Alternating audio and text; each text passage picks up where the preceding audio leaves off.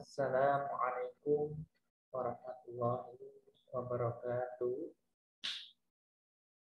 Para santri yang dirahmati Allah, mengawali pembelajaran pada kesempatan kali ini, mari kita mulai dengan membaca basmalah bersama-sama. Bismillahirrahmanirrahim. Alhamdulillah, segala puji bagi Allah yang telah memberikan kita kenikmatan baik nikmat sehat jasmani maupun rohani. Kita juga berdoa kepada Allah, mudah-mudahan kita diberikan kemudahan dalam ikhtiar kita menuntut ilmu sebagai bekal untuk mendapatkan kebahagiaan dunia maupun akhirat. Pada kesempatan kali ini kita akan lanjutkan pembelajaran kita dalam mata pelajaran Al-Quran dan Hadis dengan tema kebesaran dan kekuasaan Allah Subhanahu wa Ta'ala. Baik, Ananda sekalian bisa melihat bagaimana ada Masjid Aceh berdiri di antara banyaknya bangunan-bangunan, di antara aneka pepohonan yang pada waktu itu tersapu bersih oleh ombak besar dengan kekuatan yang dipicu dari gempa berkekuatan kurang lebih hampir 9 atau 8 skala Richter yang mengguncang kota Aceh.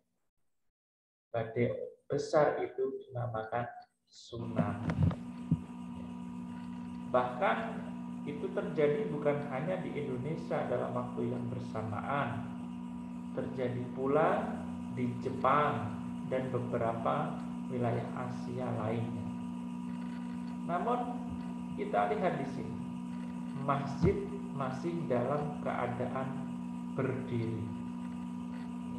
Padahal bangunan-bangunan lainnya yang letaknya pun lebih jauh dari garis pantai tersapu bersih.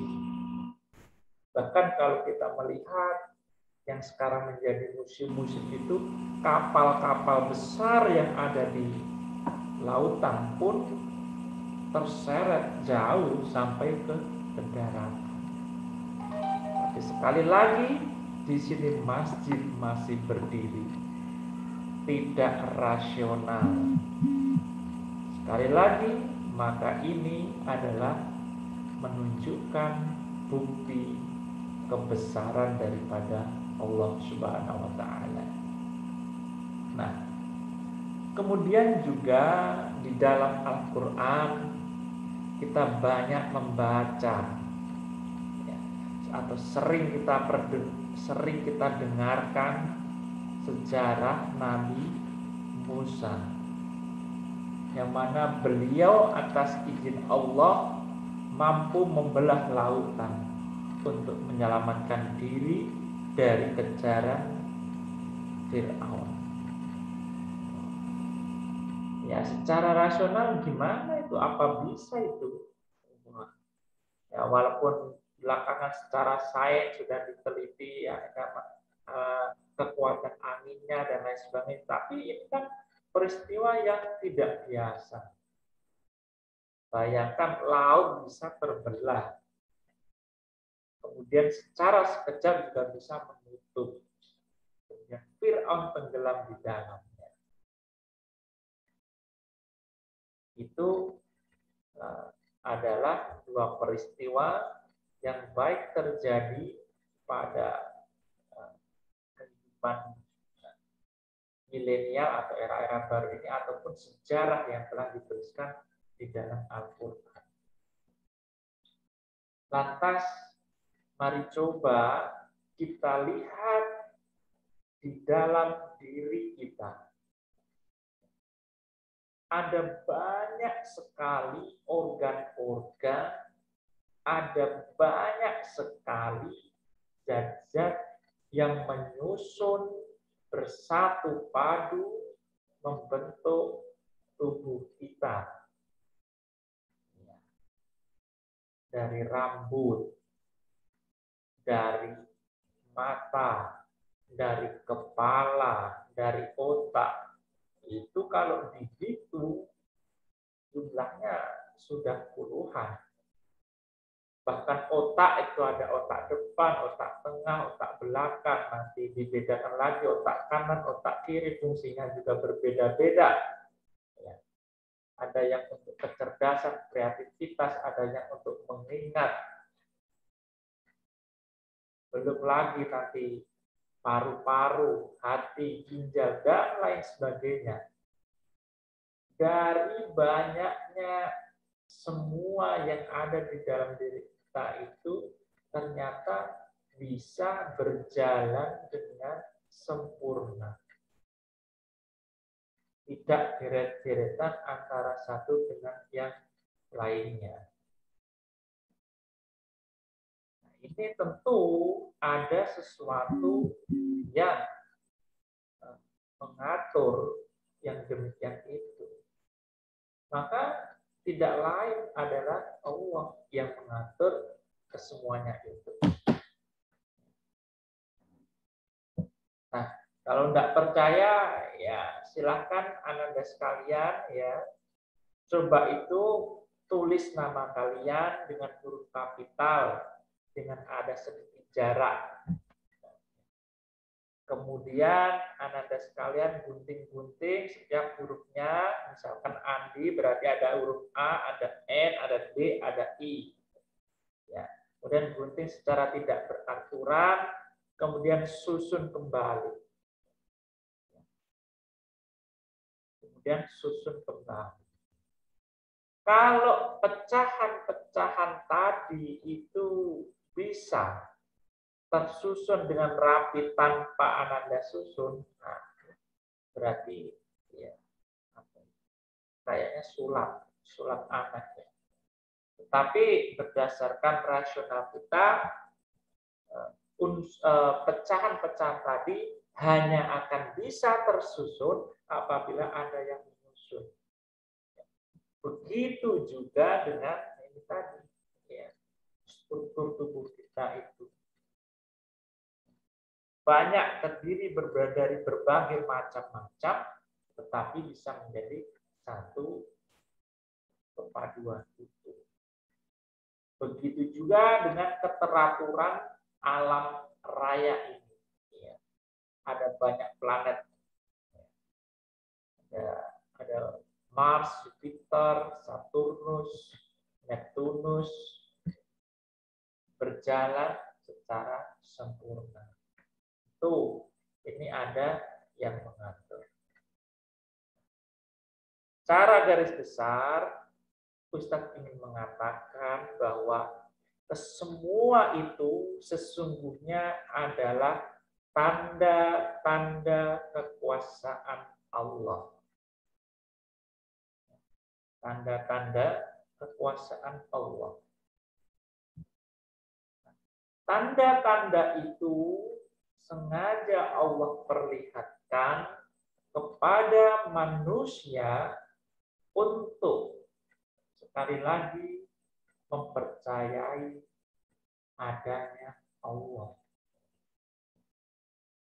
Untuk menjauhkan manusia dari sikap sombong. Tanda-tanda itu ya tentu pasti akan menyelamatkan kita. Tanda-tanda itu bisa jadi juga peringatan. Karena kalau orang tidak diberi tanda, ya kemungkinan besar tingkat keselamatannya itu kecil. Coba itu ya, di perempatan sekolah itu. kalau tidak ada tanda, tidak ada peringatan lampu merah, nyelonong begitu saja, akan bisa jadi tertabrak. Tapi dengan adanya tanda-tanda itu akan memberikan kemudahan kita untuk kita selamat sampai tujuan. Karena banyak sekali orang-orang yang tidak memperhatikan tanda itu, akhirnya lupa tujuan, lupa akan Allah. Kalau sudah lupa akan Allah, lupa hakikat dan tujuan hidup, maka ya jaminannya adalah neraka jahanam. Tentu inilah yang harus kita hindari. Karena apalagi ini ya, kita hidup di zaman globalisasi. Bahkan globalisasi ini sudah naik ke dalam era digital. Perputaran kehidupan itu berjalan sedemikian cepat. Maka orang dalam sehari ini bisa terasa lebih cepat karena orang itu banyak melakukan aktivitas.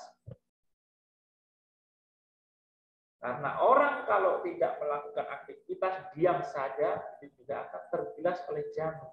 Perputaran zaman yang sedemikian cepat ini berpotensi melalaikan kita akan kekuasaan Allah. Ibaratkan roda itu ya, roda sepeda atau bola yang bisa kita masukin itu ya, bola yang kelihatan itu. Kalau putarannya demikian cepat, potensi kita untuk pusing itu juga cepat. Maka diperlukan adanya pengendalian diri. Salah satunya ini tadi, mengamati, memperhatikan kebesaran atau kekuasaan yang Allah tunjukkan dengan rantetan segala peristiwanya itu. Ya. Nah, maka dari itu kita akan belajar dari surat An-Nahl. Ya. Mempelajari, memperhatikan tanda-tanda kekuasaan Allah itu harus menggunakan alat. Alatnya apa saja? Kita baca dulu dari surat An-Nahl, dimulai dari ayat 65 sebenarnya sampai pada ayat 70. Namun kita batasi terlebih dulu pada ayat ke-67. A'udzu billahi minasyaitonir rajim. Bismillahirrahmanirrahim. Wallahu anzala minas samaa'i ma'an fa ahya bihil arda ba'da mautiha. Inna fi dzalika la'ayatan liqaumin yasma'un.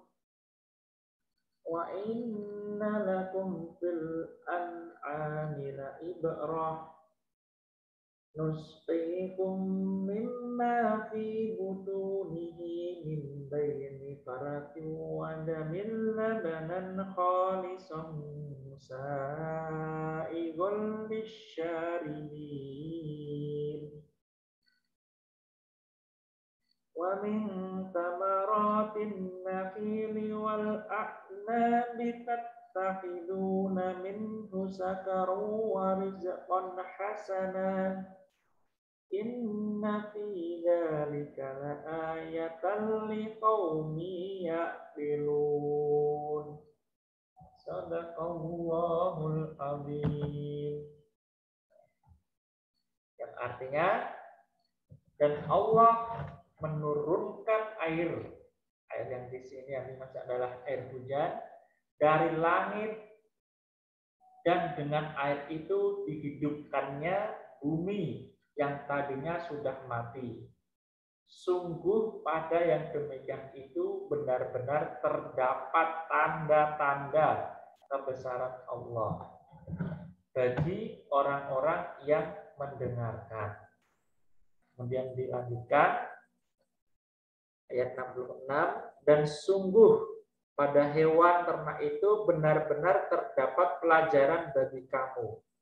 Kami memberimu minum dari apa yang ada dalam perutnya, berupa susu murni antara kotoran dan darah, yang mudah ditelan bagi orang yang meminumnya. Dan dari buah kurma dan anggur, kamu membuat minuman yang memabukkan dan rezekinya yang baik. Sungguh, pada yang demikian itu benar-benar terdapat tanda kebesaran Allah bagi orang-orang yang mengerti.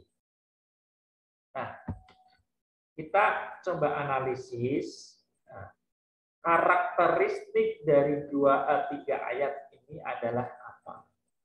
Nah, coba Ananda perhatikan tulisan yang berwarna merah, hijau, kemudian juga ungu itu tadi. Kalau kita perhatikan tulisan yang merah itu adalah macam-macam kekuasaan Allah. Macam-macam kekuasaan Allah. Dan dijelaskan pada tulisan yang itu tadi, ya, berwarna hijau. Sungguh yang pada demikian itu benar-benar terdapat tanda-tanda. Tanda-tandanya apa? Yaitu tadi yang berwarna merah itu tadi. Ada penurunan air hujan, kemudian ada susu dari hewan, ya, dan kemudian juga ada kenikmatan dari anggur dan juga kurma. Namun diperhatikan dan di akhir ayat itu disebutkan ada inna fi dzalika laayatan liqaumi yasma'un. Ya, yasma'un. Itu. Kemudian pada akhir 67 ada dzalika la ayatan liqaumi ya'qilun. Jadi ada yasma'un, ada ya'qilun.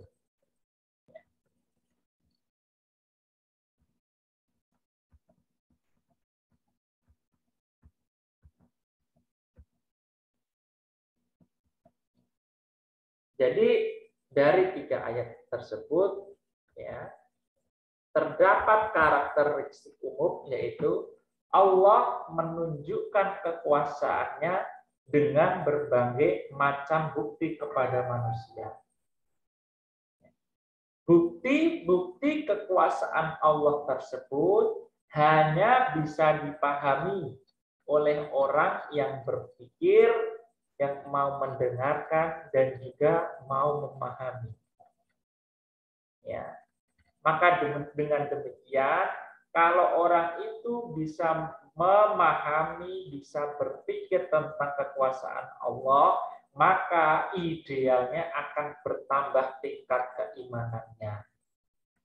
Ketika tingkat keimanan itu meningkat, maka ketaatan kepada Allah juga akan meningkat. Meningkatnya ketaatan itu ditandai dengan apa? Menjalankan setiap perintah-perintah Allah. Sholat tepat waktu, ya, hendak menyontek, hendak membohongi musyriknya. Ya, kalau ada sesuatu yang dilarang dari pondok, ya tidak boleh dilanggar. Ya, karena itu adalah demi kebaikan bersama. Nah, sebenarnya Ustadz ingin mengajak Ananda sekalian untuk bertajwid terlebih dahulu, ya. Namun kita karena ini adalah video dan nanti kuotanya juga ada terbatas, maka kita lanjutkan terlebih dahulu terhadap penjelasan-penjelasan dari ayat tadi. Ya. Kita lihat kembali, ya, dalam ayat tadi ada dua alat setidaknya untuk memahami tanda-tanda kebesaran Allah. Dua alat itu adalah apa? Yaitu yasma'un atau as-sama'. Yasma'un itu adalah kata kerja, mendengar. Jadi kata sama'a. Nah, artinya apa? Pendengaran ini, ya, disebutkan di dalam Al-Quran itu mendahului daripada penglihatan. Salah satunya terdapat di dalam Quran surat kedua, yaitu surat Al-Baqarah ayat 20.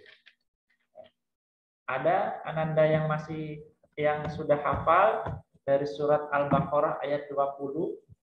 Ya. Coba Ustaz ada ya kadul barqu, ya, atau dari apa? Ya. Ya kadul barqu yahtafu absarahum kullama adha'a lahum masyaw fihi wa idza atlama alaihim qamu. Walau sya'allahu la dhahaba bisam'ihim wa absarihim, bisam'ihim, ya, wa absarihim, kemudian baru penglihatan. Nah, maka didahulukannya kata pendengaran dibandingkan dengan penglihatan dan lainnya. Ini mengindikasikan bahwa pendengaran itu merupakan alat pertama bagi seseorang untuk bisa menerima informasi-informasi. Bahkan kalau Ananda itu juga belajar ilmu kandungan, memang organ yang berfungsi dari bayi itu yang pertama memang pendengaran, baru penglihatan. Maka dalam ilmu kandungan itu juga dijelaskan kalau sudah memasuki pendengarannya berfungsi dengan baik, maka diperintahkan untuk memperdengarkan ayat-ayat Al-Quran murotal-murotal bagi ibu-ibu yang sedang hamil. Niscaya dengan ikhtiar itu tentu diharapkan begitu lahir, anak yang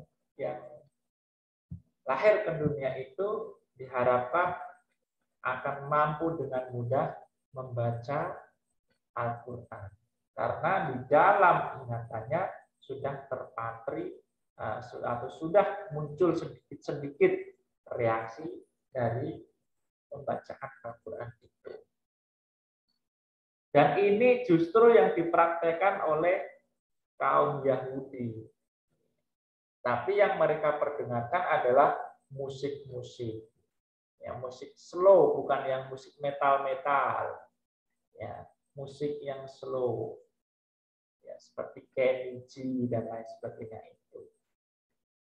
Nah, itu adalah penjelasan dari kata yasma'un. Ya, jadi ini juga coba kalau kita mau memperhatikan lagi, maka kalau orang itu, mohon maaf, tidak bisa mendengar, dia akan apa? Sangat jarang sekali ya kita temukan orang yang hafal Al-Quran ketika kondisinya itu tidak bisa mendengar. Tapi kalau kita melihat ternyata orang-orang yang mohon maaf tunanetra itu juga banyak yang bisa menghafal Al-Quran. Karena apa? Kalau orang tunanetra itu paling tidak dia bisa mendengar. Sekali lagi ini ya. Jadi kesimpulannya adalah jadikan pendengaran itu untuk mendengarkan ayat-ayat Allah, memahami kekuasaan-kekuasaannya, memahami kebesaran-kebesarannya. Kemudian apa? Di situ tadi Allah menjelaskan bahwa, kita masuk lagi pada ayatnya, Allah menurunkan air dari langit, kemudian menghidupkan bumi yang sebelumnya kering. Maka di situ ada juga keistimewaan daripada air. Bagaimana kita tahu bahwa bumi yang kita tempati ini itu 71% itu isinya adalah air. Maka dalam penelitian terbaru itu, yaitu planet Mars, itu yang pertama kali dicari adalah sumber air. Yang pertama dicari adalah sumber air. Karena air itu menunjukkan adanya tanda-tanda kehidupan. Bayangkan kalau kita tidak ada air. Badan kotor, mudah dehidrasi, ya tentu akan sulit tumbuh. Maka ketika daerah itu kekurangan air, ya bisa dikatakan potensi untuk tertinggal itu sangat besar. Nah, di dalam tubuh manusia sendiri, air itu juga jumlahnya kadarnya mencapai 60%. Baik yang terdapat di dalam otak, jantung, paru-paru, dan tempat lain sebagainya. Nah, sekali lagi, ini adalah bukti dari kekuasaan Allah. Kita pahami dengan baik, kita resapi dengan seksama. Sudahkah kita memahami tanda-tanda kekuasaan Allah yang memang diperlihatkan kepada kita, baik dalam peristiwa maupun juga dalam penciptaan. Mudah-mudahan kita dapat memfungsikan organ-organ ataupun titipan-titipan Allah yang memang sengaja diciptakan untuk memahami ayat-ayatnya. Semoga kita dapat menggunakan mata kita, telinga kita, dan akal kita untuk memahami tanda-tanda kebesaran Allah. Oke, untuk pelajaran kali ini kita cukupkan sampai di sini. Dan pekan depan, insya Allah, bila memang masih ada banyak waktu, kita akan sambung untuk bertajwid. Ya, kita bertajwid untuk memahami, mengidentifikasi ayat-ayat yang kita baca berdasarkan hukum tajwid, sehingga kita akan bisa membaguskan bacaan-bacaan kita. Dari Ustadz, mohon maaf apabila dalam menyampaikan ada banyak salah kata dan kurang tepat, mohon untuk dimaafkan. Billahi taufik wal hidayah. Assalamualaikum warahmatullahi wabarakatuh.